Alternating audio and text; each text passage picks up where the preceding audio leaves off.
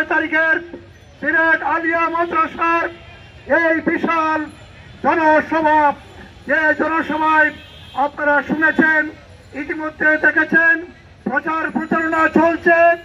আমাদের আহতনের শীর্ষ নেতৃবৃন্দ বক্তব্য রাখবেন দেশ এবং জাতির উদ্দেশ্যে, সিলেটবাসীর উদ্দেশ্যে। আমরা সিলেটবাসীকে 8 তারিখের 12টায় সেই জনসভার কার্যক্রম শুরু হবে।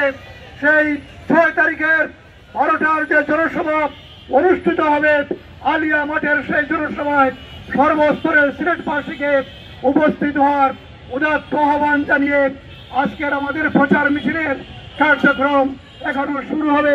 সকলকে অংশগ্রহণ করার উদাত্ত আহ্বান জানিয়ে আমার বক্তব্য এখানে শেষ করছি।